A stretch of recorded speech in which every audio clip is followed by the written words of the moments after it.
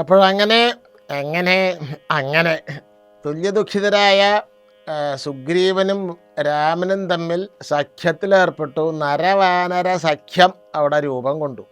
ഇനി അത് നടപ്പാക്കണ്ടേ? സഖ്യത്തിൻ്റെ ഫലമായി എന്ത് സംഭവിച്ചു? രാമൻ പറഞ്ഞു, സുഗ്രീവൻ പോയിട്ട് ബാലിയെ പോരിന് വിളിക്കൂ, ഞാൻ ബാലിയെ കൊല്ലാം എന്ന് പറഞ്ഞ് എല്ലാവരും കൂടി ബാലിയുടെ കിഷ്കിന്ധ രാജധാനിയിലേക്ക് ചെന്ന് ബാലിയെ പോരിന് വിളിച്ചു. വരാൻ പറഞ്ഞു. പോരിന് വിളിച്ചപ്പോൾ ബാലി അലറിക്കൊണ്ട് വന്നിട്ട് യുദ്ധം തുടങ്ങി.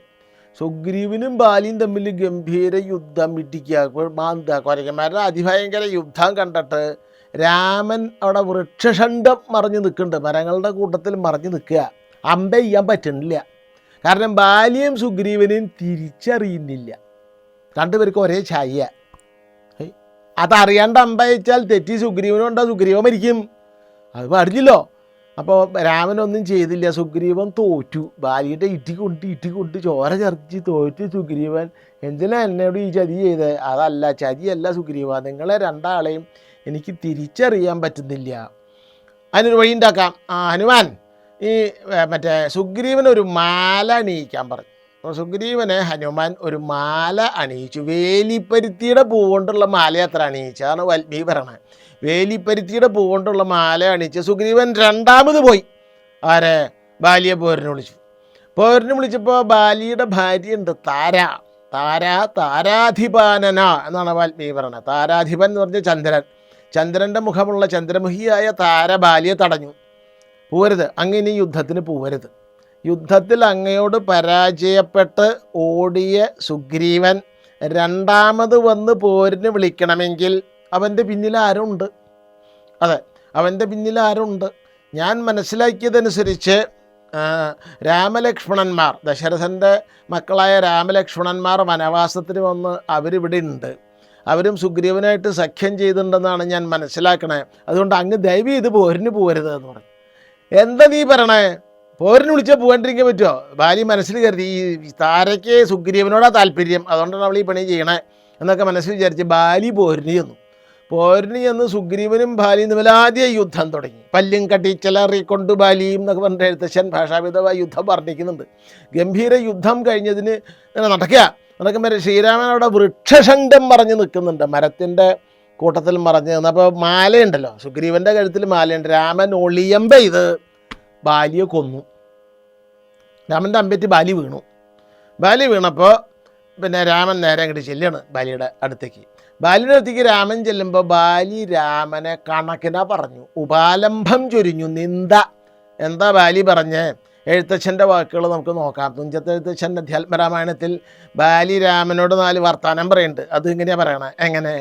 എന്തു ഞാനൊന്നു നിന്നോടു പിഴച്ചിതു, എന്തിനെന്നെ കൊല ചെയ്തു വെറുത നീ, വ്യാജേന ചോരധർമ്മത്തെയും കൈക്കൊണ്ടു രാജധർമ്മത്തെ വെടിഞ്ഞതെന്തിങ്ങനെ, എന്തൊരു കീർത്തി ലഭിച്ചതിതു കൊണ്ടു ചിന്തിക്ക രാജ കുലോത്ഭവനല്ലോ നീ, വീരധർമ്മം നിരൂപിച്ചു കീർത്തിക്കെങ്കിൽ നേരെ പൊരുതു ജയിക്കണമേവനും, എന്തൊന്നു സുഗ്രീവനാൽ കൃതമായതും എന്തു മറ്റെന്നാൽ കൃതമല്ലയാഞ്ഞതും, രക്ഷോവരൻ തവ പത്നിയെ കട്ടതിന്നർക്കാത്മജനെ ശരണമായി പ്രാപിച്ചു, നിഗ്രഹിച്ചു ഭവാൻ എന്നെ എന്നാകിലോ വിക്രമം മാമകം കേട്ടറിയുന്നീലേ, ആരറിയാത്തതു 3 ലോകത്തിലും വീരനാമെന്നുടെ ബാഹുപരാക്രമം, ലങ്കാപുരത്തെ ത്രികുടമൂലത്തോടും ശങ്കാവിഹീനം ദശാസ്യനോടും കൂടി ബന്ധിച്ചു ഞാൻ അരനാഴി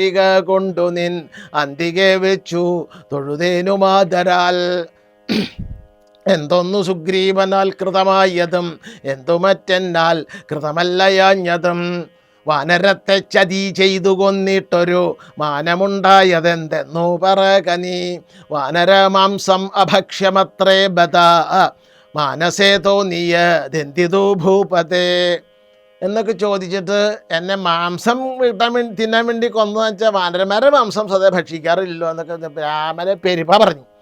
അപ്പോൾ രാമൻ അതിന് മറുപടിയും പറഞ്ഞു.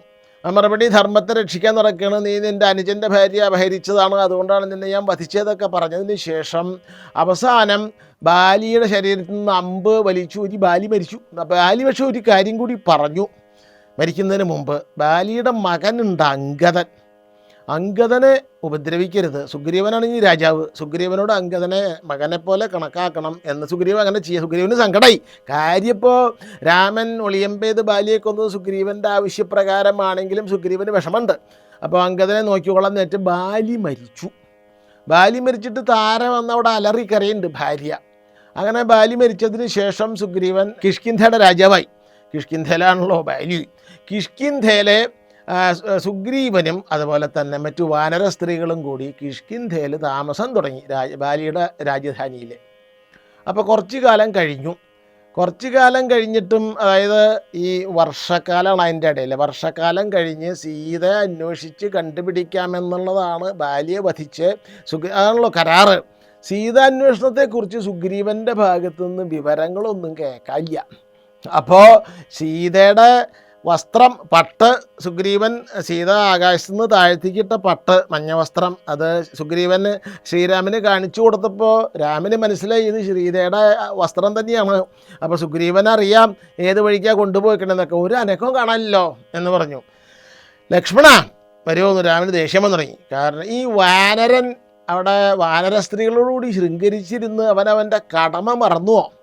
ഇപ്പോൾ സീത അന്വേഷിക്കാൻ എന്തെങ്കിലും ഏർപ്പാടുകൾ അയാൾ ചെയ്തിട്ടുണ്ടോ? നീ ഒരു കാര്യം ചെയ്യേ, നീ അവിടെ പോയിട്ട് അവിടെ ഒന്ന് അന്വേഷിക്കേ, എന്നിട്ട് നേരിട്ട് സുഗ്രീവനോട് പറയാം.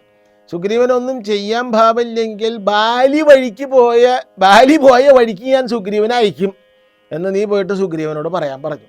അങ്ങനെ ലക്ഷ്മണൻ അങ്ങോട്ട് എന്താ പറയുക, ഈ ഉജ്ജ്വലിച്ചുകൊണ്ട് കിഷ്കിന്ധയിലേക്ക് അങ്ങോട്ട് ചെല്ലണ്. ആരാ വരണേ കിഷ്കിന്ധയിലേക്ക് എന്ന് വരേണ്ട? ലക്ഷ്മണനെ കണ്ടതോടുകൂടി ഇവരൊക്കെ പേടിക്കാൻ തുടങ്ങി. സകല വാനരന്മാരും പിടിപ്പിക്കും. ലക്ഷ്മണനെ ഒന്ന് പാസിഫൈ ചെയ്യണ്ടേ, ഒന്ന് തണുപ്പിക്കണ്ടേ. അതിനെന്താ വഴി? അതിനാദ്യം ഇപ്പോൾ ബാലിയുടെ ഭാര്യ താരയും സുഗ്രീവൻ കല്യാണം കഴിച്ചു. സുഗ്രീവൻ്റെ ഭാര്യയുടെ പേര് രുമ എന്നാണ്, രുമ. അപ്പോൾ താരയുണ്ട്, രുമയുണ്ട്, അനവധി വാനര സ്ത്രീകളോടുകൂടി സുഗ്രീവൻ അങ്ങനെ ശൃംഗരിച്ചിരിക്കുക. ആ ലക്ഷ്മണൻ്റെ വരവ് കണ്ടപ്പോൾ സുഗ്രീവന് അടുത്തേക്ക് പോകാൻ ധൈര്യമില്ല. താര ആദ്യം ചെല്ലോ എന്ന് പറഞ്ഞു. അങ്ങനെ താരയെ വിട്ടു. താര ചെന്ന് ലക്ഷ്മണന് വേണ്ട ഉപചാരങ്ങൾ സൽക്കാരങ്ങളൊക്കെ ചെയ്ത് താര പറയാൻ തുടങ്ങി. സുഗ്രീവൻ ഒന്നാമത്തേൽ വാനരൻ, രണ്ടാമത്തേൽ വളരെ കാലം കഷ്ടപ്പെട്ട് ഭാര്യാസുഖമൊന്നും അനുഭവിക്കാതെ കൊണ്ട് അദ്ദേഹം അവിടെ അങ്ങനെ ബാലിയോട് തല്ലൂടി താമസിക്കില്ലായിരുന്നേ. അപ്പോൾ അതുകൊണ്ട് അദ്ദേഹം ഇങ്ങനെ ഒരു താമസം എന്ന വാസ്തവത്തിൽ ഇപ്പോൾ താമസമൊന്നും വന്നു എന്ന് പറയാൻ പറ്റില്ല. അങ്ങ് നേരിട്ട് സുഗ്രീവനെ ഒന്ന് കാണൂ എന്ന് പറഞ്ഞ് ലക്ഷ്മണൻ്റെ കോപം പകുതി ശമിച്ചു ഈ താരയുടെ സൽക്കാരം കൊണ്ട്. അത് കഴിഞ്ഞിട്ട് ലക്ഷ്മണൻ നേരെ സുഗ്രീവൻ്റെ അടുത്ത് ചെന്നിട്ട് രാമൻ പറഞ്ഞ അതേ വാചകങ്ങൾ പറഞ്ഞു.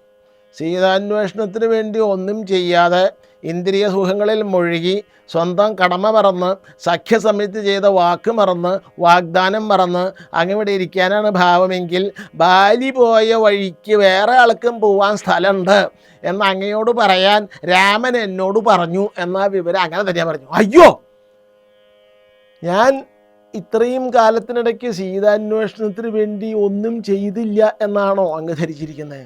സീതയെ അന്വേഷിച്ച് കണ്ടുപിടിക്കാൻ വേണ്ടി ലോകത്തുള്ള സകല വാനരന്മാരോടും ഇവിടെ വരാൻ ഞാൻ ആഹ്വാനം ചെയ്തിട്ടുണ്ട്. ഞാൻ കത്ത് കൊടുത്ത് വിട്ടിട്ടുണ്ട്. ലോകത്ത് അവർക്കൊക്കെ ഇമെയിൽ സന്ദേശങ്ങളൊക്കെ പോയിട്ടുണ്ട്. ലോകത്ത് എവിടെയൊക്കെ വാനരന്മാരുണ്ടോ അവരൊക്കെ ഇവിടെ വന്നെത്തണം. മാത്രമല്ല അവരിവിടെ വന്നെത്തിയാൽ അവർക്ക് ഞാൻ 1 മാസത്തെ കാലാവധി നൽകും സീത അന്വേഷിച്ച് കണ്ടുപിടിക്കാൻ. 1 മാസത്തെ കാലാവധി കഴിഞ്ഞിട്ട് അവർ സീതയെ അന്വേഷിച്ച് കണ്ടുപിടിച്ചില്ലെങ്കിൽ അവർക്ക് വധശിക്ഷയാണ്. അങ്ങനെയുള്ള അറിയിപ്പോടുകൂടി ഞാൻ അനവധി സ്ഥലത്തേക്ക് വാനരന്മാരെ കൊണ്ട് ഇവിടേക്ക് വരാൻ പറഞ്ഞ് അയച്ചിട്ടുണ്ട്. അതുകൊണ്ട് സീതാന്വേഷണത്തിന് വേണ്ടി അത്രയും കാര്യങ്ങളൊക്കെ ഞാൻ അത്തരം കാര്യങ്ങളൊക്കെ ചെയ്തിട്ടുണ്ടെന്ന് കേട്ടപ്പോൾ ലക്ഷ്മണൻ്റെ കോപം ഒന്ന് തണുത്തു. എന്നാൽ നമുക്കൊരു കാര്യം ചെയ്യാം. ശ്രീരാമൻ രാജധാനിയിൽ പ്രവേശിക്കില്ല. ശ്രീരാമൻ കിഷ്കിന്ധായുടെ രാജധാനിയാണ്. വാനര ഒരു രാജധാനിയിലും രാമൻ പ്രവേശിക്കില്ല. കാരണം 14 കൊല്ലം കാട്ടിൽ വസിക്കാമെന്നാണ് കരാറ്. അപ്പോൾ രാമൻ എന്ത് ചെയ്തു വെച്ചാൽ സുഗ്രീവനും ലക്ഷ്മണനും കൂടി ശ്രീരാമൻ്റെ അടുത്തേക്ക് വന്നു. ശ്രീരാമൻ്റെ അടുത്തേക്ക് വന്നിട്ട് വിവരം പറഞ്ഞു. ഇങ്ങനെ വാനരന്മാരെ അന്വേഷിച്ച് 4 ദിക്കിലും ആളെ വിട്ടുണ്ട് എന്ന് പറഞ്ഞ് രാമനും ലക്ഷ്മണനും സുഗ്രീവനും അവിടെ ഇരിക്കുന്ന സമയത്തെങ്കിൽ നാനാഭാഗത്തു നിന്നും വലജാതി വാനരന്മാരുടെ വരവായി. വാനരന്മാർ വരുന്ന പൊടിപടലം കൊണ്ട് അവിടം മുഴുവൻ പൊട്ടി പറന്ന് മനുഷ്യർക്കൊന്നും കാണാൻ പറ്റാത്ത അവസ്ഥയിലെത്തി. പിന്നത്തെ കാര്യങ്ങളല്ലേ നോക്കാം.